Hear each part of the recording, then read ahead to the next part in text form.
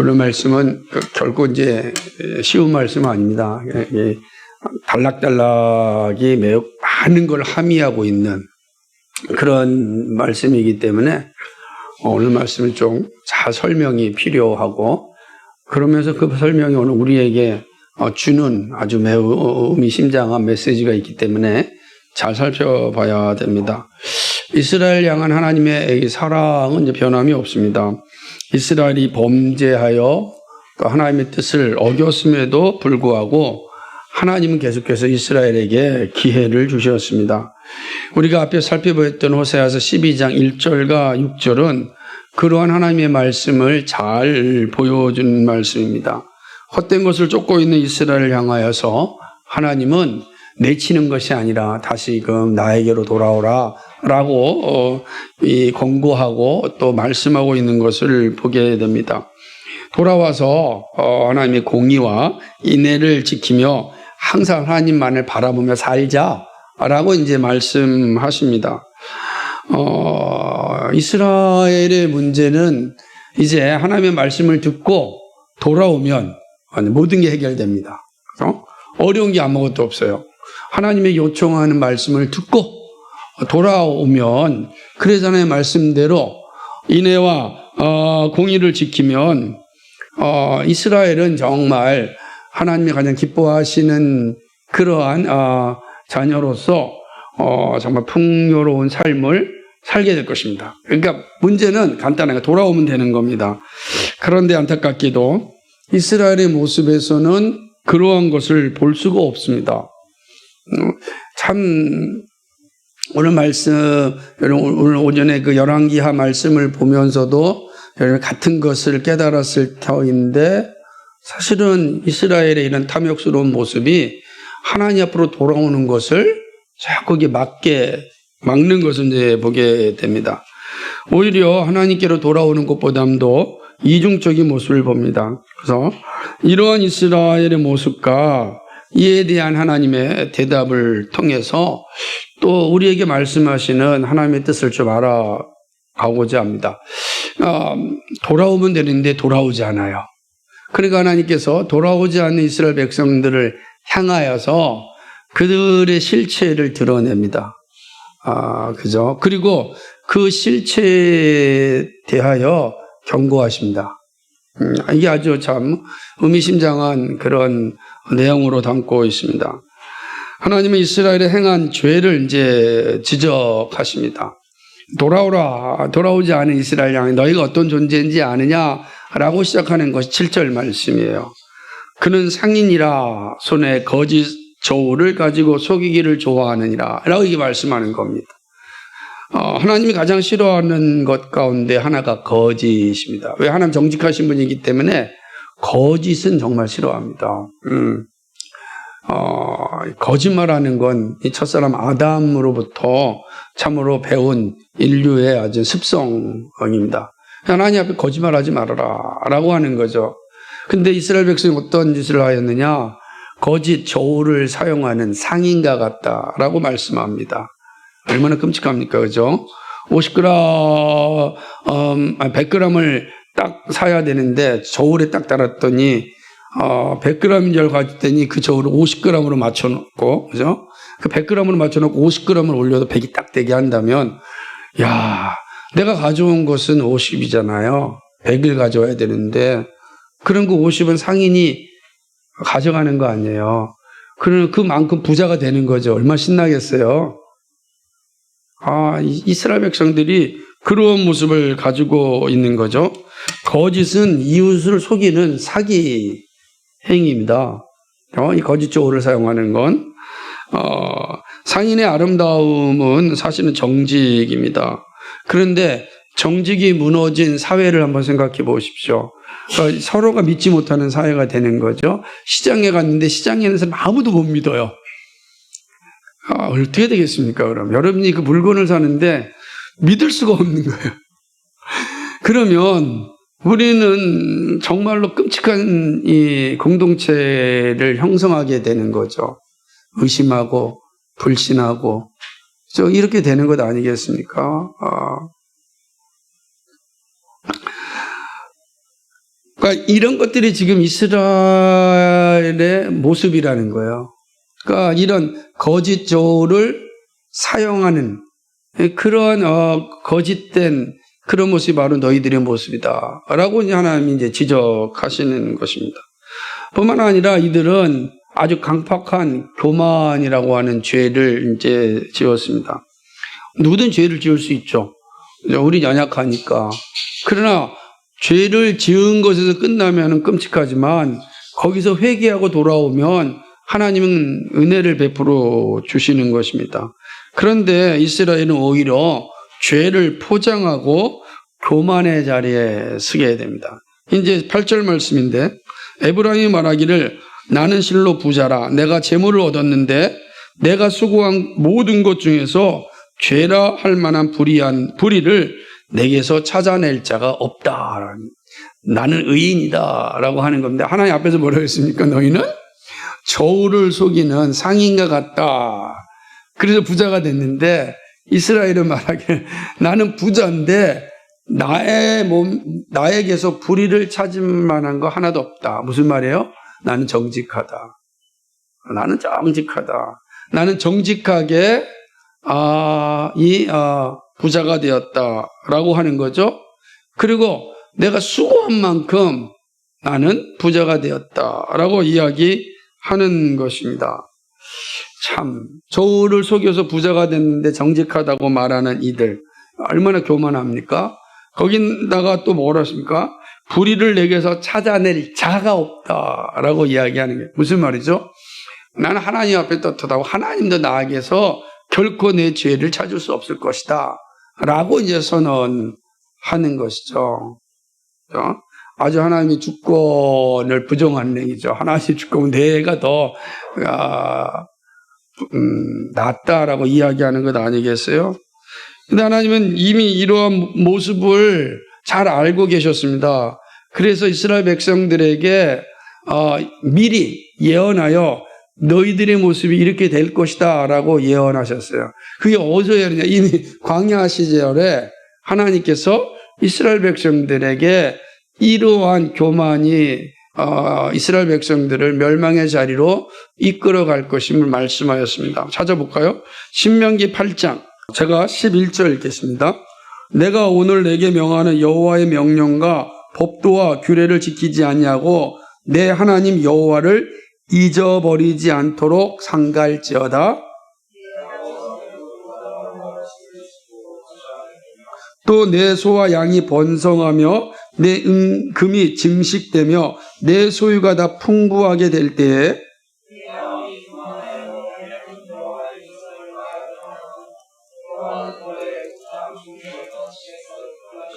너를 인도하여 그 광대하고 위험한 광야 곧 불뱀과 정갈이 있고 물이 없는 건조한 땅을 지나게 하셨으며 또 너를 위하여 단단한 반석에서 물을 내셨으며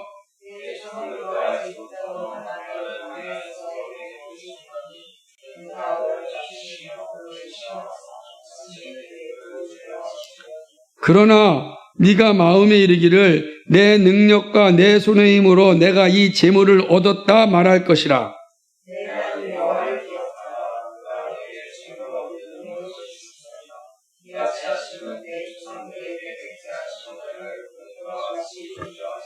아멘.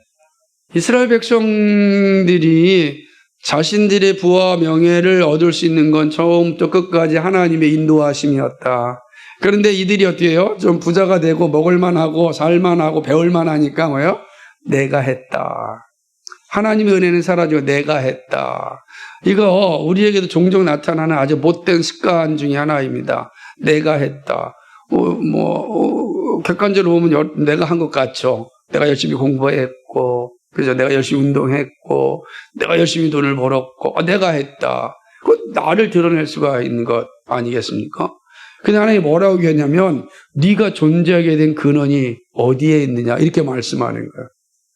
네가 운동할 수 있고 네가 돈을 벌 수 있고 네가 힘을 쓸 수 있게 하신 그 근원이 누구냐. 우리는 잃어버리는 거예요. 하나님의 은혜를 잃어버리고 현상만 보는 거죠. 내가 지금의 현상만. 지금 이스라엘 백성 호세아가 지금 지적하고 있는 게 이미 하나님께서 말씀하셨던 내용이 투영되는 겁니다. 나에게 내가 열심히 했다. 내가 부자가 됐다.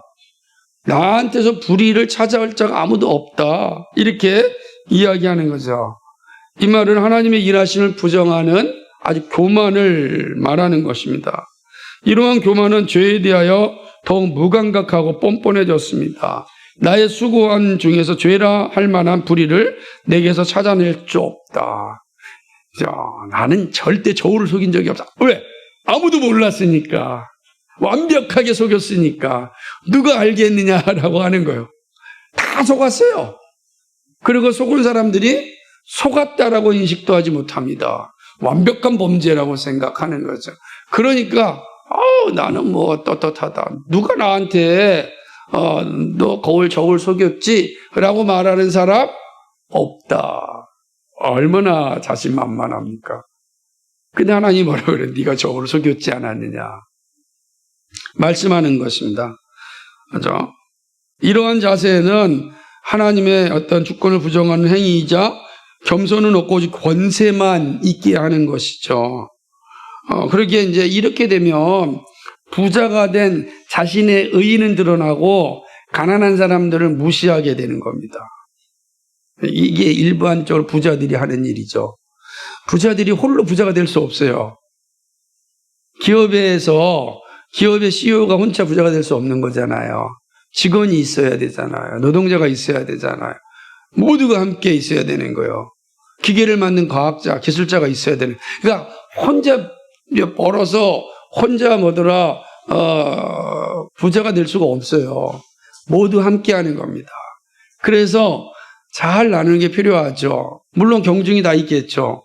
손으로 하는 것보다 그 아이디어를 만들어내는 창의력이 탁월할 수 있으니까 좋은 CEO가 될 수 있죠. 그러나 또 곰곰이 생각해 보십시오. 그 모든 것을 주신 하나님이 계십니다. 그러니까 우리가 생각하면 내가 했다라고 그리스도인들은 말할 수가 없는 거예요. 하나님이 주셨습니다.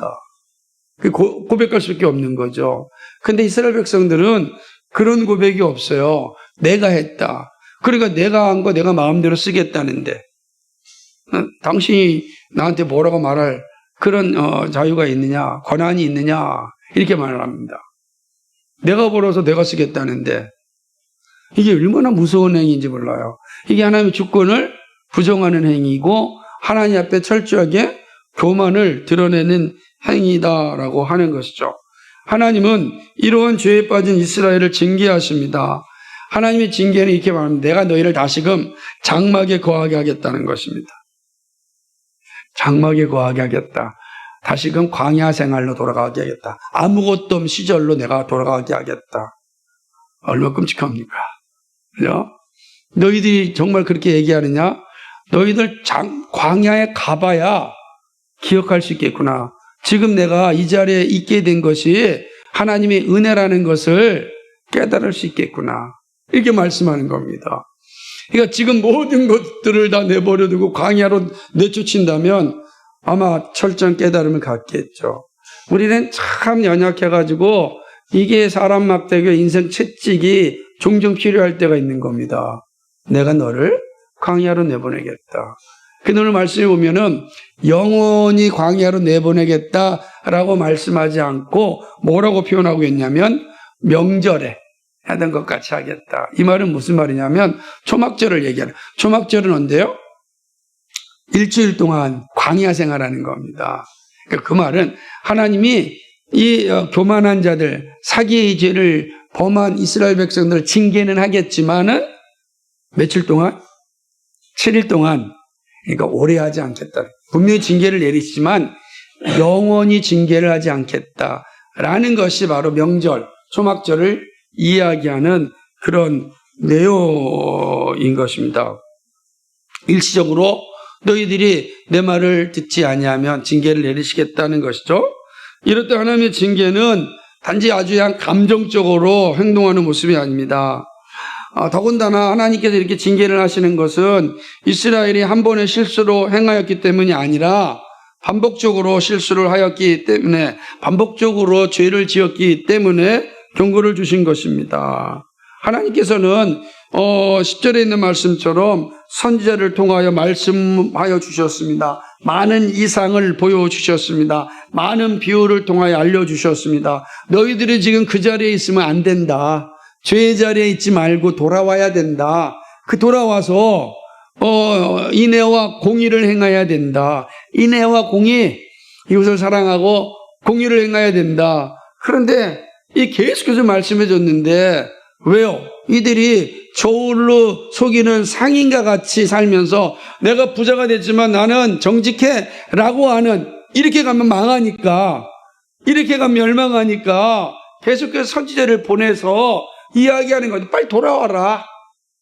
와서 인애와 공의를 행해야 된다 라고 이야기하는 겁니다. 그렇게 하셨어요. 그런데 이스라엘은 이러한 하나님의 일하심을 우습게 여겼습니다.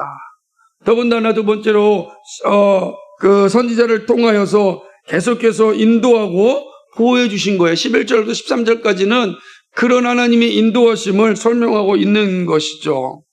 하나님은 길르앗과 길갈의 모습을 통해서 이스라엘을 징계하십니다. 11절을 보면 길르앗이 불의하냐 이렇게 이야기합니다. 그리고 대답하시기를 불의하다 이렇게 말씀하는 것이죠. 불의하냐라고 하는 이 질문에는 아벤이라는 단어인데, 이 아벤이라는 단어에는 이스라엘이 우상숭배를 하느냐, 길르앗이 우상숭배를 하느냐 이런 의미가 포함된 겁니다. 그러면서 그러하다라는 건 길르앗이 그런 우상숭배 장소다라고 하는 것이죠. 뿐만 아니라 또 길갈에서는 수송아지로 제사를 드리며 그 제단은 바디랑에 쌓인 모두 무더기 같다고 말씀합니다. 이것은 길갈이 우상숭배의 중심짐을 말씀하는 것입니다. 그러니까 길르앗과 길갈은 당시에 보기에 특별히 길르앗은 이스라엘에 있어서 매우 중요한 교통의 요충지이자 그리고 아주 옥토와 같은 땅을 가지고 있는 곳입니다. 그러니까 많은 사람들이 좋은 곳에 살기를 원하잖아요. 다.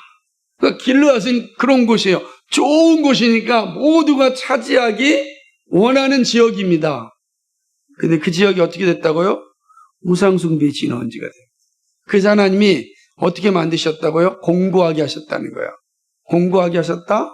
슬픔의 자리로 만든 거죠. 그 자리를 돌무더기로 만든 거예요. 그러니까 교통의 요충지가 돌무더기가 된 겁니다. 옥토와 같은 땅이 돌무더기로 만드시겠다. 이렇게 지금 말씀하고 있는 것입니다. 하나님의 징계를 보여주는 말씀입니다.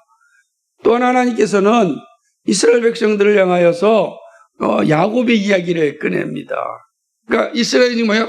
길르앗과 길가 같이 우상숭배하는 자들이고, 또 하나님께서는 야곱의 이야기를 꺼내서 이스라엘을 향하여서 너희가 스스로 부자가 된 게 아니다라는 걸 알려주는 겁니다. 보십시오. 야곱은 형 에서를 피하여 아람의 들로 도망쳤습니다. 삼촌 나반의 집에 갔잖아요. 그리고 나반의 집에 가서 어떻게 하면 21년 동안 거기서 뭐 하죠? 종으로 살잖아요. 나반 삼촌을 섬기는 겁니다. 그리고 나엘을 얻기 위하여 정말 거기서 고생합니다. 그리고 마침내 그를 나엘을 얻고 거기에서 나오게 되죠. 이 되게 의미심장한 것을 지금 이야기하는 겁니다. 자, 야곱이 나반의 집에서 나엘을 얻고 다시금 자기의 고향으로 돌아올 수 있었던 것은 야곱의 능력이냐 하나님의 은혜이냐 라고 묻는 겁니다. 야곱이 본국으로 돌아올 수 있었던 건 야곱의 지혜 같지만 그렇지 않고 하나님의 은혜였습니다. 하나님의 손이 함께하지 않았다면 야곱은 결코 살아남을 수가 없는 존재였습니다. 근데 하나님이 그 백성들과 언약하셨고 그 언약을 지키시기 위하여서 야곱을 보호하시고 인도하셨다가 다시금 고향으로 돌아오게 하신 것입니다. 이처럼 이스라엘 백성들도 한 선지자, 즉 모세를 의미합니다. 한 선지자 모세를 통하여 그들을 인도하시고 이끌어내셔서 지금 이 자리에 있게 한 거다. 이거 말씀하는 거예요. 야곱을 이끌어서 야곱이 빈손으로 갔지만 부자가 돼가지고 돌아왔잖아요. 마찬가지로 이스라엘 백성들이 애굽에서 종살이하였는데 하나님께서 선지자인 모세를 통하여 그들을 구출해냈고 광야 생활을 거쳐서 지금 가나안이라고 하는 데서 이스라엘 나라를 만드는 거예요. 이게 바로 하나님의 은혜다. 하나님께서 그렇게 은혜를 베풀어 주셔서 오늘 너희들이 이 자리에 있게 된 거다. 이렇게 말씀하는 것입니다. 이게 이 소리를 들으면 자각해야 되지 않겠어요? 맞습니다. 그죠? 맞습니다. 그래야 되지 않겠어요? 여러분, 이 역사적인 사실까지 다 말씀하시면 손 들고 맞습니다. 우리가 잘못했습니다. 라고 해야 되는데 오늘 14절 말씀에 이스라엘의 반응이 뭡니까? 같이 읽겠습니다. 시작. 에브라임이 경록케 하게 함이 극심하였으니 그의 주께서 그의 피로 그 위에 머물러 있게 하시며 저희의 수치를 그에게 돌리시리라. 아멘. 에브라임이 경록케 하게 함이 극심하였다. 이거 이렇게 했으면 회개하고 무릎을 꿇어야 되는데 그러지 않았다는 뜻이죠. 새 번역은 아주 현실적으로 번역했어요. 에브라임이 주님을 몹시 노엽게 하였으니 죽어 마땅하다. 주님께서 에브라임을 벌하시고 받으신 수모를 에브라임에게 되돌려 주실 것이다. 이렇게 해석합니다. 영어에도 이제 직역을 보면 이런 표현이 나와요. 그러니까 하나님께서 이스라엘에게 받은 수모를 되돌려 주신다. 그래서 하나님이 받은 수모잖아요. 하나님 내가 행하는 거 하나님 몰라. 지금 내가 부자가 된 건 내 힘이야. 내 능력이야. 이렇게 이야기하는 것. 그 하나님께서 너희가 지금 여기까지 있게 된 게 어떻게 된 거냐고 역사적 사실을 이야기합니다. 그죠? 야곱과 모세를 통해서 일어나신 역사를 이야기하는 거죠. 이스라엘은 하나님의 마음을 경록케 하였습니다. 하나님은 교만하고 회개하지 않는 이들을 향하여 멸망을 주시고 수치를 당하게 하신 것입니다. 호세아 선지자는 이스라엘의 모습이 어떠한지 그리고 어떻게 심판을 받을지 분명하게 말씀하고 있습니다. 이 말씀은 당시의 이스라엘 백성들에게 분명하게 들려졌습니다. 뭐죠? 회개하지 않으면 멸망합니다. 하나님께로 돌아오지 아니하면 기름진 땅이 돌무더기가 됩니다. 그러므로 하나님께로 돌아와야 된다. 회개하고 돌아와서 인애와 공의의 삶을 살아야 된다 말씀하시는 겁니다. 이게 선지자의 외침이란 말이에요. 지금 너희들이 정신 바짝 차려야 된다. 돌아와라. 그리고 너희들이 행한 모든 죄에 대해서 회개해야 된다. 너희가 저울을 속인 그 이웃을 속이는 사기범, 이 사기 범죄에 대해서 회개해야 된다. 하나님 없이 너희들 스스로 행하였다고 하는 교만, 하나님을 무시한 이 죄에 대해서 회개해야 된다. 그러지 아니하면 너희들은 길르앗과 길가와 같이 아무리 기름진 땅이라 할지라도 돌무더기 같은 존재가 될 것이다. 너희가 나를 돌아오지 않으면 너희가 나에게 수모를 준 것처럼 내가 너희에게 수모를 줘서 심판할 것이다. 이게 말씀하는 겁니다. 돌아오라. 그런 말씀이죠. 그러나 이스라엘 백성들은 이 말씀 앞에 이제 결단해야 되는 거예요. 그죠? 결단해야 됩니다. 회개하고 돌아오면 사는 것이고 돌아오지 아니하면 멸망이 되는 겁니다. 이게 당시 이스라엘 백성들에게 주신 말씀입니다. 동시에 이 말씀은 오늘 우리에게도 매우 중요한 교훈을 줍니다. 그렇죠? 시공간을 떠나서 이 말씀이 우리에게는 어떤 의미가 있을까요? 그렇죠? 잘 생각해 보십시오. 이 말씀이 우리에게 주고자 하시는 구속사적인 교훈은 무엇이라고 생각합니까? 여기 매우 중요한 구속사의 가르침이 함의되어 있습니다. 그 사실을 함께 살펴보고 나누고자 합니다. 첫째는 죄인의 본성은 죄에 대한 인식이 없다라는 사실입니다. 죄인은요, 죄에 대한 인식이 없어요. 그렇죠? 그래서 죽음에 이르게 됩니다. 죄인은 자신이 의인이라 생각합니다. 형사법에 저촉되지 않는다면 죄인이라는 인식을 가지지 않습니다. 그래서 남에게 피해만 주지 아니하면 도덕적인 죄에 대해서 관심도 없습니다. 이것이 불신자들의 일반적인 모습입니다. 그래서 그렇게 그 자리에 머물러 있다가 하나님의 심판을 받아 영원한 형벌 가운데 떨어지는 것입니다. 그런데요, 문제는 신자도 영적인 무지와 침체에 빠지면 죄에 대한 인식이 약해집니다. 그래서 죄의 죽음의 싸움을 하지 않습니다. 은혜의 지배 아래 사는 것을 기대하지 않습니다. 죄가 주는 무거움을 할 때 은혜의 소망을 가지게 되는데 죄의 지배 아래 살기 때문에 죄를 인식하지 못하고 주의 은혜를 간구하지 못하는 겁니다. 그러니까 예수 믿어도 끊임없이 죄의 지배 안에 살아서 은혜가 주는 기쁨을 누리지 못하는 거야. 참 안타깝죠. 계속해서 죄의 지배 아래 살게 되면 끔찍한 결과에 이르게 되는 것입니다. 죄인의 본성에서, 죄인은 죄의 그 본성에서 깨어나야 사실은 살 수가 있습니다. 그런데 인간은 스스로 그 죄의 본성에서 깨어날 수가 없습니다. 그래서 모두가 죽음의 자리에 이르게 되는 겁니다. 깨어나면 다 은혜의 자리에 가게 될 텐데 명상한다고 해서 깨어나는 게 아니에요. 깊은 산속에 들어서 돌을 닦는다고 해서 이게 해결되는 문제가 아닙니다. 죄인은요, 그 죄의 본성에서 스스로 깨어날 수가 없습니다. 오직 죄의 본성에서 깨어나는 것은 그리스도의 은혜입니다. 오늘 우리가 죄인입니다 라고 고백하는 것은 그리스도의 은혜가 우리 가운데 임하였다는 증거입니다. 여러분, 이 은혜를 분명하게 고백하기를 간절히 소망합니다. 내가 살아있다라고 하는 증거죠. 왜냐하면 죄인은 결코 자신을 죄인이라 인식하지 않아요.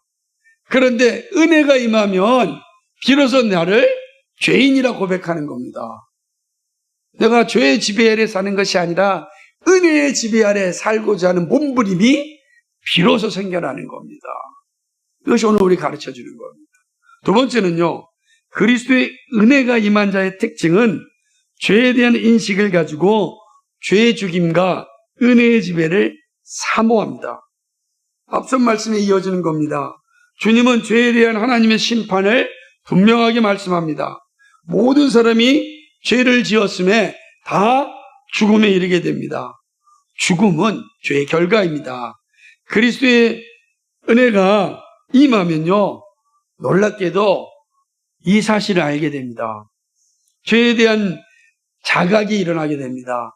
그리고 죄에 대한 자각을 하게 되면 죄가 가져오는 심판을 알게 되는 것이죠. 그리고 그 죄를 죽이고 은혜의 지배 안에 살고자 하는 욕망이 생겨나는 겁니다. 그걸 거룩한 욕망이라 그러는 거예요. 탐욕이 말고요, 거룩한 욕망이 우리 안에서 생겨납니다. 그것은 이제 죄의 지배 안에 살다가 영원한 멸망에 떨어지는 것이 아니라 은혜의 지배 안에 살면서 거룩한 삶을 살고자 하는 그 열망이 우리 안에 생겨나는 것이죠. 근데 이 모든 것이 예수님의 오심으로 이루어집니다. 예수님은 우리에게 오신 참 선지자입니다. 모세를 통하여 이스라엘 구원하셨듯이 예수님은 온 인류를 구원하시는 참 선지자입니다. 그렇죠? 그러니까 모세는 참 선지자인 예수님의 예표예요. 모세를 통하여서 이스라엘 백성들이 구원에 이르렀습니다. 그것은 참 선지자 예수 그리스도를 통하여 온 인류가 구원에 이를 것을 예표하심입니다. 모세가 와서 이스라엘을 구원하였지만 여전히 그들은 죄의 지배 아래 있습니다. 그래서 우상의 지배 아래 거하며 살아갔습니다. 그러므로 백성들은 그리스도가 오시기를 고대하였습니다. 그리스도가 와서 우리로 하여금 우상을 섬기는 자리에서 떠나 죄의 지배에서 떠나 은혜의 지배 안에 살기를 소망한 것입니다. 그게 선지자들의 외침이었습니다. 너희들이 소망할 것은 오실 그리스도를 소망하고 그리스도가 주시는 그 은혜의 지배 아래 살기를 기도하라는 것입니다. 그것이 이스라엘 백성들은 회개였고 그들이 살아가야 될 인애와 공의였습니다. 그것은 오직 은혜의 지배 아래 있는 자에게만 주어지는 선물입니다. 내가 찾습니다. 마침내 약속하신 대로 그리스도가 우리 가운데 오셨습니다. 참 선지자이신 예수님이 오셨습니다. 그리고 우리의 죄를 대신하여 십자가에서 죽으셨습니다. 이 놀라운 은혜가 이제 믿는 자에게 임합니다. 그리고 죄의 지배가 아니라 은혜의 지배 아래 살고자 합니다. 죄를 인식하자 죄에 대한 회개가 일어납니다. 그리고 죄를 죽이고 은혜의 지배에 머물고자 막 우리의 거룩한 이 욕망이 일어나는 것입니다. 하나님의 예수 그리스도의 은혜가 임하면 죄를 자각하게 되고 죄를 자각하게 되면 죄에 대한 회개가 일어나게 되고 죄에 대한 회개가 일어나면 의에 대하여 살고자 하는 열망이 생기고 거룩한 삶을 살고 하나님의 영화로운 상태에 들어가기를 소망하는 것이 생겨납니다. 은혜가 임하지 않으면 죄의 지배를 받기 때문에 죄는 우리로 하여금 거룩함을 사모하지 않게 합니다. 거룩함을 사모하지 않는 신자는 죄의 지배 아래 사는 자입니다. 얼마나 참 씁쓸합니까? 그러므로 그리스도의 은혜가 임한 자, 즉 구원받은 자로 살게 합니다. 이것이 바로 하나님의 은혜가 임할 때 주어지는 놀라운 은혜라고 하는 것입니다. 참 선지자이신 예수 그리스도가 우리의 죄를 깨닫게 하시고 우리의 죄를 다 짊어지고 십자가에 죽으시고 우리에게 의를 거룩을 선물로 주셨습니다. 우리는 그리스도로 말미암아 사는 자가 되었습니다. 이게 두 번째 가르침입니다. 마지막 가르침은 한번 따라해 봅시다. 예수님의 십자가는 죄에 대한 하나님의 진노이며 구원의 영광입니다. 다시 한번 잘 기억하셔야 돼요. 하나님은 죄에 대하여 진노하십니다. 죄인에 대한 하나님의 징계는 공의롭습니다. 반드시 죄인을 징벌하십니다. 그런데 우리는 모두 죄인입니다. 그래서 우리 모두는 반드시 죽음에 이릅니다. 우리의 모습은 이스라엘의 모습과 다를 것이 없습니다. 거짓과 교만과 우상 숭배의 모습이 우리에게 있습니다. 그러므로 반드시 우리도 심판에 이릅니다. 그런데 예수님을 믿는 우리는 이 죽음에서 자유하게 됩니다. 우리가 받아야 될 심판을 예수님께서 십자가에서 다 감당하셨기 때문입니다. 그렇게 십자가는 죄에 대한 하나님의 진노이며 구원의 영광이 됩니다. 십자가 앞에서 우리는 죄를 인식하고 죄가 용서받았음을 알게 합니다. 우리를 처음부터 선택하시고 부르시고 믿음을 갖게 하시고 의롭게 하신 주님은 우리를 거룩하게 하셔서 영광에 이르게 하십니다. 놀라운 거죠. 이런 은혜가 어디 있습니까? 그런데 이 모든 것이 십자가에서 시작되고 완성되었습니다. 모든 것이 죄로 인하여 생겨났습니다. 그런데 예수님께서 이 죄를 십자가에서 없애셨습니다. 그리스도의 피가 더 이상 우리에게 죄의 삭을 지불하라고 하지 못하게 하였습니다. 놀라운 은혜입니다. 예수님의 십자가 그 놀라운 사랑이 이제 우리로 하여금 거룩한 삶을 살아갈 수 있는 은혜를 주셨습니다. 그리스도의 피가 우리를 구원하셨습니다. 우리가 흘려야 될 피를 그리스도가 흘리셨습니다. 우리가 죽어야 될 그러한 형벌을 예수 그리스도께서 대신 감당하셨습니다. 그러므로 우리가 구원의 자리에 이르게 되었습니다. 그리고 예수 믿음으로 살아가는 능력도 십자가에서 약속하셨습니다. 여러분, 우리의 죄를 구속할 뿐만 아니라 우리가 이 땅에서 믿음으로 살아갈 수 있는 능력도 십자가에서 약속하셨습니다. 보혜사 성령을 보내셔서 믿음으로 살 수 있는 능력을 주셨습니다. 세속의 땅에서 우리의 힘으로 믿음의 길을 갈 수 없습니다. 여러분이 한 주 한 주를 살아가 보면 느끼지 않습니까? 이 얼마나 많은 유혹이 있고 얼마나 많은 고난이 있고 우리는 얼마나 많은 함정이 있는지 모릅니다. 이런 곳에서 우리가 온전히 믿음을 가지고 살아가는 것 정말 쉽지 않습니다. 세상 사람들은 우리에게 너희의 믿음을 보여라 라고 이야기합니다. 네가 가지는 세상의 모든 지혜를 예수 믿음의 고백과 바꿀 수 있느냐라고 질문합니다. 여러분, 쉽겠습니까? 여러분이 높은 자리에 갈 수 있는 기회를 얻었습니다. 그죠? 높은 자리에. 그런데 누가 얘기합니다. 당신은 그 믿음 가지고 높은 자리에 가겠느냐? 믿음을 포기할 의사는 없느냐? 높은 자리와 믿음을 한번 바꾸면 안 되겠느냐? 얼마나 달콤하고 또 얼마나 괴롭습니까? 오늘 우리의 세상은 이걸 요구하고 있습니다. 그러니까 예수 믿음으로 살아가는 것이 정말 쉽지 않은 세상입니다. 우리의 생각으로, 우리의 결심으로, 우리의 결단으로 불가능합니다. 난 결단해야지. 내 의지를 가지고 일을 감당해야지. 우리의 의지가 그렇게 강하지 못합니다.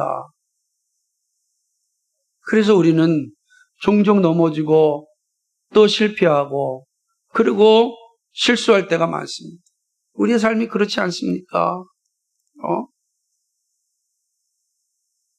이 땅에서 우리 스스로 믿음의 길을 걸어갈 수가 없습니다. 오늘 기도해도 내일 화내고 내일 불신하고 의심하는 적이 얼마나 많이 있습니까? 믿음으로 기도하자 하면서도 기도할 때 정말 그럴까? 이렇게 의심하는 일들이 얼마나 많이 있습니까? 우리가 세상에서 살아가는 그런 삶이 이런 겁니다. 왜냐하면 공중권세 잡은 자가 우리를 끊임없이 미혹하고 우리를 흔들기 때문에 그렇습니다. 이러한 세상에서 믿음으로 살아간다는 것 하나님의 능력이 아니면 불가능합니다. 그래서 예수님께서 십자가에서 우리에게 보혜사 성령님을 보내주셨습니다. 그리고 예수 믿는 자 안에 영원히 임재하시고 성령님이 우리를 인도하시고 이끌어 주십니다. 우리가 말할 수 없는 탄식함으로 간구할 때에 성령께서 우리를 위하여 기도하시고 우리로 하여금 그 믿음의 길을 걸어갈 수 있도록 인도하여 주십니다. 하나님의 은혜이죠. 은혜입니다. 오직 주님의 인도하심이 있어야 이 광야 같은 세상을 이겨낼 수 있습니다. 하나님이 모세를 통하여 이스라엘 백성들을 광야를 지나가게 하셨습니다. 광야를 지날 수 있는 건 오직 하나님의 은혜가 아니면 불가능하였습니다. 하나님의 도우심이 있었기 때문에 이스라엘은 40년 동안 그 험악한 광야를 견뎌냈습니다. 오늘 우리도 마찬가지입니다. 우리가 사는 이 세상은 이런 영적인 광야입니다. 아무것도 보이지 않는 광야입니다. 사방에 온갖 적들이 득실거리는 광야입니다. 사람의 적도 있고요. 안 그러겠어요? 이스라엘 백성 걸어갈 때 거기에 수없이 많은 야생 동물들도 있고요. 끝없는 주변에 적군들도 있고요. 어디에 물이 있는지 아무도 모릅니다. 아무것도 보이지 않는 광야를 가야 됩니다. 그런데 하나님이 함께 하셨습니다. 그래서 그 길을 광야를 이겨냈습니다. 오늘 마찬가지입니다. 성령 하나님께서 우리 안에 계셔서 이 광야 같은 세상을 이기게 하십니다. 믿는 자 안에 오셔서 영원히 임재하시고 인도하십니다. 언제까지요? 주님 맞이할 때까지. 개인적으로 아니면 전체적으로 주님 맞이할 때까지. 개인적인 종말도 올 수 있고 전체적인 종말도 올 수 있습니다. 그때까지 성령께서 우리를 인도하시고 주님을 맞이하게 하십니다. 이제 우리는 거짓과 교만으로 사는 것이 아니라 은혜를 고백하며 삽니다. 모든 것이 하나님의 은혜라고 고백합니다. 나의 나된 것이 주님의 은혜라고 고백합니다. 그래서 십자가를 자랑하고 십자가의 흔적을 가지고 살아갑니다. 모든 것이 완벽하게 회복될 그 나라를 바라보면서 오늘 우리의 삶은 십자가를 자랑하고 십자가를 의지하고 십자가를 붙잡고 살아가는 것입니다. 이 예배당 안에서만이 아니라 우리의 삶의 곳곳에서 일상에서 주님 저는 예수를 믿습니다. 이 고백과 함께 주의 십자가를 자랑하고 주여 도와주옵소서. 이 광야 같은 세상에서 끝끝내 믿음의 길을 완주할 수 있도록 도와주옵소서 기도해야 됩니다. 우리의 육신의 질병이 우리를 무너지게 해서는 안 됩니다. 우리의 경제적인 삶이 우리를 무너지게 해서도 안 됩니다. 우리의 인간적인 관계가 우리를 무너지게 해서는 안 됩니다. 사단은 온갖 방법으로 우리를 무너지게 합니다. 그때 기도해야 됩니다. 주님, 저는 주님을 믿습니다. 광야를 인도하시고 마침내 가나안 땅에 들어가 계신 그 하나님 믿습니다. 영적인 광야를 지나서 마침내 완벽한 하나님의 나라를 인도하실 영광의 나라를 보여주실 주님 믿습니다. 이 믿음이 오늘 우리에게 너무나 중요합니다. 이것이 오늘 호세아 선지자의 말씀을 통해서 우리에게 주는 구속사적 가르침입니다. 말씀을 맺습니다. 하나님이 주시는 기회를 거부할 때 하나님의 심판을 피할 수 없습니다. 그러나 하나님은 늘 말씀으로 우리에게 오시고 우리가 돌아올 곳을 촉구하고 있습니다. 그 길은 바로 말씀이신 예수 그리스도입니다. 누가 징계를 받습니까? 십자가의 은혜가 없는 자가 징계를 받습니다. 죄의 지배 아래 있는 자가 징계를 받습니다. 오직 은혜의 지배 아래 있는 자는 영광을 보게 됩니다. 여러분 모두 십자가의 은혜를 누리시기를 바랍니다. 십자가의 은혜가 여러분의 삶을 지배할 수 있기를 바랍니다. 죄의 지배가 아니라 은혜의 지배를 사모하시기 바랍니다. 끝까지 부활의 신앙을 가진 신자로 믿음의 길을 완주할 수 있도록 기도하시기 바랍니다. 주님, 저는 주님 믿습니다. 성령님, 저와 함께 동행하여 주옵소서. 이 험악한 세상에서 믿음을 완주할 수 있도록, 이겨낼 수 있도록 주여 도와주옵소서. 기도하시기 바랍니다. 주께서 여러분과 함께 하실 것입니다. 기도합니다. 거룩하시고 자비하신 하나님 아버지, 참 고맙고 감사를 드립니다. 이스라엘 백성들에게 참으로 많은 은혜를 보여주었건만 그 은혜를 거부하고 불신의 자리에 섰고 불순종의 자리에 섰고 우상 숭배의 자리에 섰습니다. 모든 것이 그들의 탐욕이었습니다. 그 탐욕이 거짓 조를 사용하는 상인과 같은 삶을 살게 하였고 나는 죄가 없다라고 하는 교만의 자리에 이르게 하였습니다. 그들이 하나님께 돌아오지 아니하면 남는 것은 심판이요 멸망이고 하나님을 향하여서 난 죄 없다 말하는 것은 하나님께 수치를 돌리는 일입니다. 내가 하나님 없이 성공하였다 말하는 것은 하나님을 모욕하는 일입니다.